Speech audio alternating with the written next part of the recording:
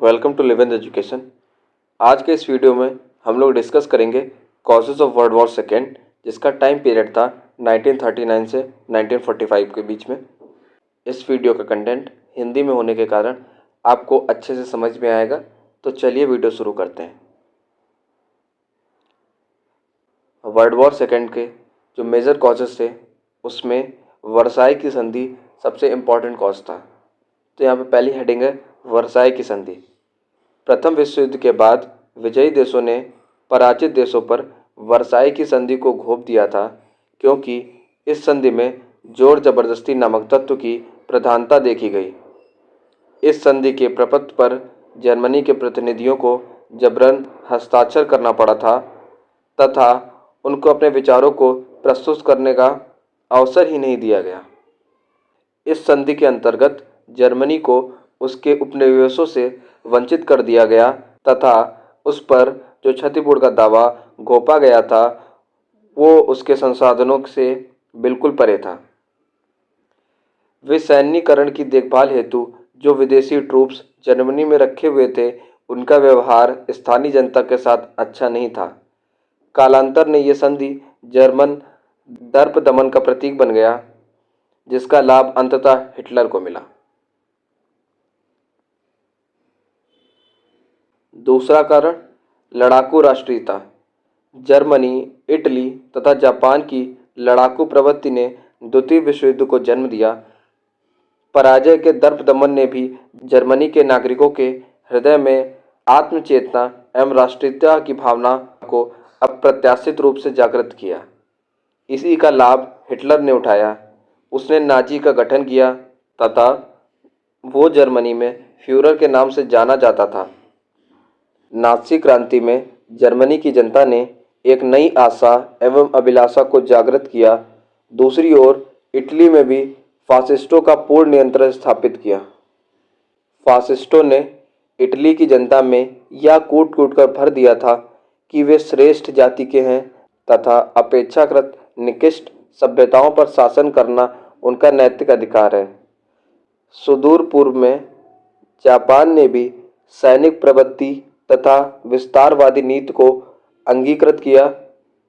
वस्तुतः जर्मनी द्वारा की जाने वाली सैनिक तैयारियों तथा राइनलैंड, चेकोस्लोवाकिया, ऑस्ट्रिया पर शक्ति का प्रयोग करके द्वितीय विश्व युद्ध के लिए भूमि को तैयार किया। तीसरा कारण यूरोप की परस्पर विरोधी विचारधाराएं। उस समय यूरोप में दो परस्पर विरोधी विचारधाराएं चल रही थी। जर्मनी और इटली समग्रवादी विचारधारा के पोषक थे, जबकि ब्रिटेन और फ्रांस लोकतांत्रिक विचारधारा के पोषक थे। समग्रवादी विचारधारा के अंतर्गत व्यक्ति राज का केवल एक छोटा सा अंग है, जिसे राज्य के हितों को पूर्ति के लिए त्यागा जा सकता है तथा राज्य से संबंधित सभी क्रियाकलापों का धर्मस्य प्राप्त करता है। फलतः यूरोप के समग्रवादी देशों ने अपनी जनता के मस्तिष्क में यह कूट कूट कर भर दिया कि उसे अपनी श्रेष्ठता एवं देशभक्ति को सिद्ध करने हेतु अपने राज्य का विस्तार करना चाहिए। परिणाम स्वरूप जर्मनी, रूस, इटली एवं जापान साम्राज्यवादी नीति को अलंकृत किया। जर्मनी वासी मध्य यूरोप की स्थापना हेतु दृढ़ प्रतिज्ञ थे। वे रूस के उपजाऊ क्षेत्र यूक्रेन को हथियाना चाहते थे। दूसरी ओर रूस के शासकगण बाल्टिक राज्यों तथा दक्षिण फिनलैंड को अपने देश में मिलाकर भूमध्य सागर तक पहुंचना चाहते थे। इटली पूर्वी एडियाटिक कोस्ट तथा फ्रेंच ट्यूनिसिया पर अधिकार करना चाहता था और भूमध्य सागरीय क्षेत्र से हॉलैंड को मार भगाना चाहता था। सुदूर पूर्व में जापान संपूर्ण एशिया पर अधिनायकवाद की भूमिका निभाना चाहता था तथा संपूर्ण क्षेत्र से एवं दक्षिण पश्चिमी प्रशांत से पश्चिमी शक्तियों को भगाना चाहता था। चौथा कारण देखते हैं, यूरोप में छोटे छोटे राज्यों का उदय।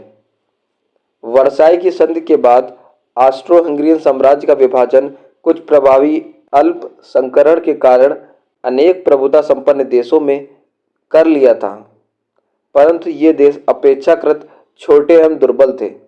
इन देशों की सीमाएं कृत्रिम थी, परंतु जर्मन्स इन्हें अपने राष्ट्र का भाग समझते थे।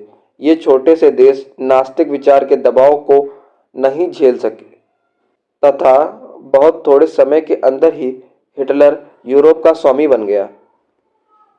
यदि पूर्वी यूरोप में कोई मजबूत देश होता तो नास्तिक विस्तार को सफलतापूर्वक रोका जा सकता था।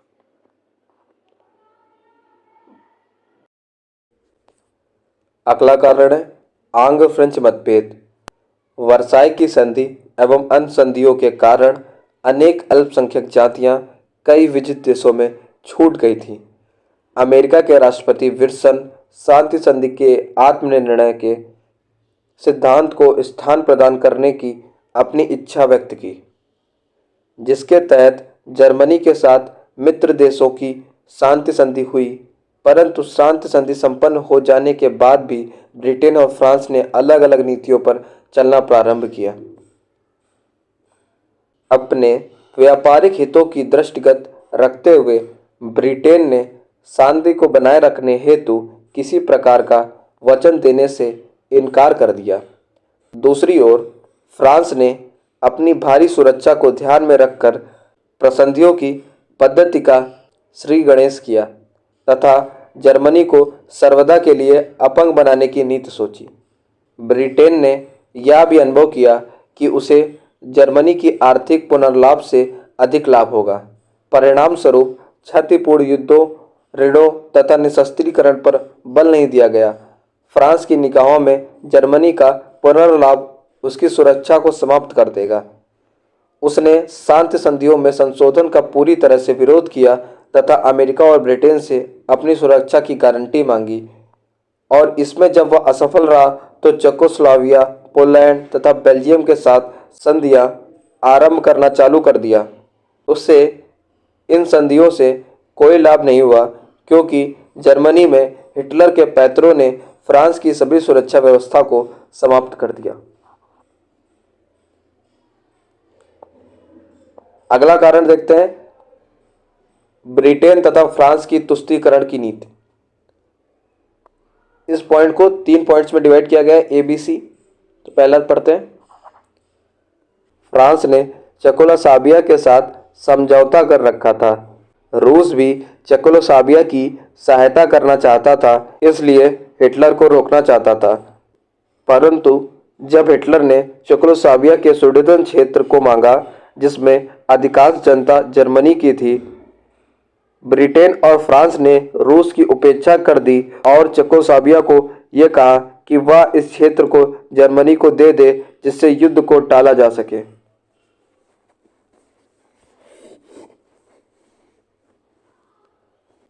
अगला पॉइंट है, पोलैंड ने शुरू में जर्मनी का साथ दिया और उसने जर्मनी का साथ देकर बहुत बड़ी भूल की, क्योंकि चेकोस्लोवाकिया को जीतने के बाद जर्मनी पोलैंड के पश्चिमी एवं दक्षिणी सीमा पर पहुंच गया और शुरू में पोलैंड पर आक्रमण करके पोलैंड को जीत लिया। अगला पॉइंट है, कुछ समय के बाद यह कहना कि पोलैंड पर विजय यूरोप पर मेरी अंतिम महत्वाकांक्षा है, हिटलर ने पूरे चेकोस्लोवाकिया को अपने कब्जे में कर लिया, पोलैंड को भी जीत लिया, जिसके कारण ब्रिटेन और फ्रांस सतर्क हो गए। अंत में जर्मनी ने डैसिंग बंदरगाह की मांग रखी। ये बंदरगाह पोलिश गलियारों के बीच से जाते हुए पूर्वी एवं पश्चिमी एशिया को मिलाने का कार्य करते थे। जर्मनी यहाँ पर सड़क और रेलवे लाइन बनाना चाहता था। यद्यपि ये मांग न्याय संगत थी, फिर भी ब्रिटेन और फ्रांस के उकसाने पर पोलैंड नहीं माना, जिससे मजबूर होकर हिटलर को आक्रमण करना पड़ा। अगला कारण है राष्ट्रसंघ की असफलता। ऐसा कि हम जानते हैं कि 10 जनवरी 1920 को राष्ट्रसंघ का निर्माण हुआ था, लेकिन सन 1930 के बाद अनेक अंतर्राष्ट्रीय संकटों ने विश्व शांति को भंग कर दिया। राष्ट्रसंघ अपने दायित्वों को पूरा करने में असफल रहा। इसकी व्यवस्थाओं के अनुरूप आचरण करने के स्थान पर अनेक देशों द्वारा इन्हें भंग कर दिया गया। अमेरिका तो प्रारंभ से ही इसका सदस्य नहीं था। यदि देखा जाए तो सामूहिक सुरक्षा के अंतर्गत जो उसका संविधान अनुच्छेद 10 और अनुच्छेद 16 था, वो समाप्त हो गया। इसके अंतर्गत हमें निम्नलिखित कभी देखने को मिलती हैं। पहला, राष्ट्रसंघ का वर्साई की संधि से संबद्ध होना। दूसरा, अमेरिका का असहयोग। तीसरा, राष्ट्रसंघ के सिद्धांत में अविश्वास। चौथा, संवैधानिक दुर्बलताएं। पांचवा, आर्थिक संकट। छठा, उग्र राष्ट्रवाद। राष्ट्रसंघ के बारे में गियोन हार्डी ने कहा है कि एक दो मुहा बालक राष्ट्रसंघ रो रहा था। निश्चित रूप से उसमें अमेरिका प्रत्यक्षता की छाप दिखाई पड़ रही थी। वेंटविच ने कहा कि राष्ट्रसंघ कुमाता की प्रतिष्ठा पुत्री है। आखिरी कारण देखते हैं, निशस्त्रीकरण की असफलता। वर्साई की संधि में जर्मनी से संबंधित अनेक निशस्त्रीकरण व्यवस्थाओं का प्रावधान था। राष्ट्रसंघ के संविधान में निशस्त्रीकरण हेतु व्यवस्था की गई थी। उसके अनुच्छेद 8 में यह स्पष्ट रूप से उल्लिखित था कि संघ के सदस्य अपनी आयकी को राष्ट्रीय सुरक्षा की मांगों तक ले जाएंगे, परंतु दुर्भाग्यपूर्ण स्थिति ये थी कि इसकी व्यवस्थाओं को ना तो जर्मनी के साथ न ही अन्य सदस्यों के साथ प्रभावी ढंग से लागू किया जा सकता है। सन 1935 में जर्मनी को अनिवार्य सैनिक भर्ती हेतु छूट दे दी गई। अन्य देशों ने भी निशस्त्रीकरण से संबंधित व्यवस्थाओं को तोड़ा, अतः अन्य देशों एवं राष्ट्रसंघ के प्रति कोई आस्था नहीं रह गई। फलतः यह देश अपने को विरोधी देश की तुलना में अधिक सशक्त करने लगा, जिससे हथियारों का दौर आरंभ हो गया। अतः पूरा विश्व विनाश की कगार पर आ गया। निशस्त्रीकरण हेतु प्रथम विश्व युद्ध एवं द्वितीय विश्व युद्ध के बीच 4 सम्मेलन हुए। पहला, वाशिंगटन सम्मेलन 1121 से 1122, शायद ये 1921 होगा। जिनेवा सम्मेलन 1927, प्रथम लंदन सम्मेलन 1930, द्वितीय लंदन सम्मेलन 1935। अब आखिरी कारण, विश्व आर्थिक मंदी।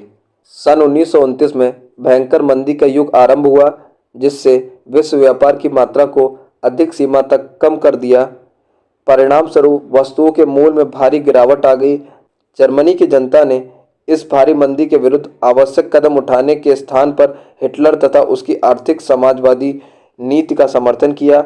यूरोप में दूसरी ओर मोड़ने हेतु तथा वाणिज्य एवं व्यापार के स्रोतों का विस्तार करने हेतु विस्तारवादी नीति को क्रियान्वित करने का भरपूर प्रयास किया। एबिसीनिया पर इटली का आक्रमण तथा मंचूरिया पर जापान का आक्रमण इस नीति के अच्छे उदाहरण हैं। तो यहाँ पे हमारे causes of World War second खत्म होते हैं। अगर आपको किसी और टॉपिक पे वीडियो चाहिए, आप कमेंट बॉक्स में हमें बताइए, हम जल्दी से जल्दी उस टॉपिक पे वीडियो लाते रहेंगे। तब तक के लिए जय हिंद एंड सब्सक्राइब लिविंथ।